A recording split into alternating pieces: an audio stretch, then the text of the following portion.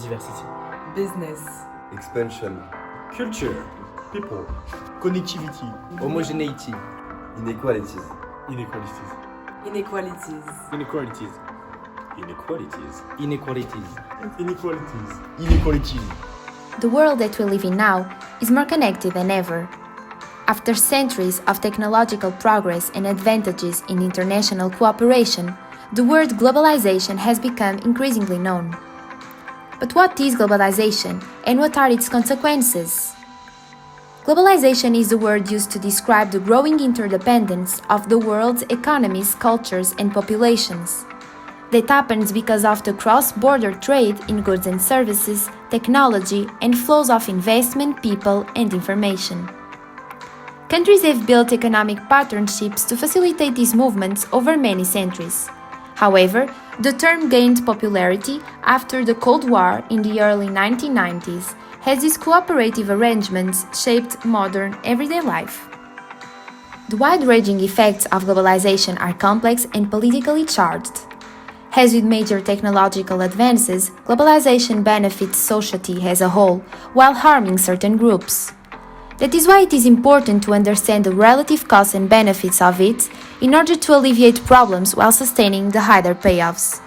Now you may ask, what about the history of globalization and its worldwide effects? The history of globalization is driven by technology, transportation, and international cooperation. Since ancient times, humans have sought distant places to settle, produce, and exchange goods enabled by improvement in technology and transportation. But it was only in the 19th century that global integration really took off. After centuries of European colonization and trade activity, that first wave of globalization was propelled by steamships, railroads, the telegraph, and other breakthroughs.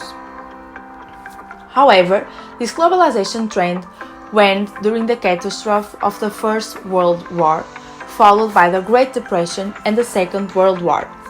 As a result, it was only after the Second World War, in the mid-40s, that the United States led efforts to revive international trade, starting a second wave of globalization, which remains ongoing, though buffeted by periodic downturns. However, the organizational technologies of modernity, such as state bureaucracy, land surveys, census operation, government statistics, and finally national legal systems, were equally important.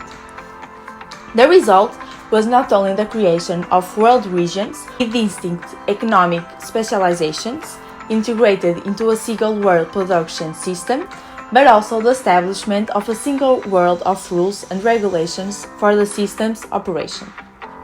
This change didn't happen overnight, but it was clearly moving ahead at the beginning of the 19th century and was well advanced by the end. But how has globalization changed social inequality? Who are the champions of social democracy? Why are some countries more violent than others?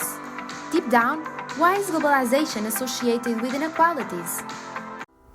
I'm Nancy Birdsall. I'm the president of the Center for Global Development, and I want to take a minute or so to convince you that there's a big issue out there in the world, which is the effect of increasing globalization on inequality, on the gap in income, in well-being, in ability to send your children to school, between rich people in rich countries and poor people in poor countries. This matters to me in part because I spent a lot of time working on Latin America, where inequality is a political problem as well as a problem for people. What happens with globalization is that we're all increasingly interdependent and increasingly conscious of these divides between the rich and poor world. And the fact is that globalization also means that markets are working better. That's a good thing in many respects, but when markets work better, it is the rich people and rich countries who are much better able to take advantage of these deeper and more effective markets. And that's because rich people and rich countries have the right assets. In the case of people, for example, good education to benefit from these changes that we think of and call globalization. This is an issue that I think we will not be able to escape in the next several decades, because the pressures, the political pressures that growing divides bring can lead to setbacks in the way societies organize themselves and in the chances for people, poor people, to get ahead. The faster, denser, and more diversified interaction between countries is a natural consequence of globalization. However, due to an initial gap between countries, some found it more difficult to develop than others, and quickly, two poles were created: the rich countries of the north and the poor countries of the south. When the poor living conditions pushed the population to flee to developed countries, the promise of a better future. But at what cost? There are hundreds of thousands of them drowning in the Atlantic or in the Mediterranean. Indeed, most of the time during these clandestine journeys, the sloppy boats overturned under the weight of the men, the women, and the children, often babies who are on board, giving place to mind-boggling shows like that of the body of Elaine Kurdi in 2015, a 3-year-old Syrian boy whose drowned body was stranded on the Turkish coast. It was later known as Stranded Humanity, a reminder of the inequalities really present between countries. Inequality is so great that in order to escape precariousness and poverty, migrants don't even shrink from death. In the theme of soft power, these inequalities are not only found at the economic level, but also at the cultural level, with cultures more widespread than others, such as American culture. Your dress style, what you eat, the movies you watch, the music you listen to, are they from your country or not? And how much does your culture affect the others?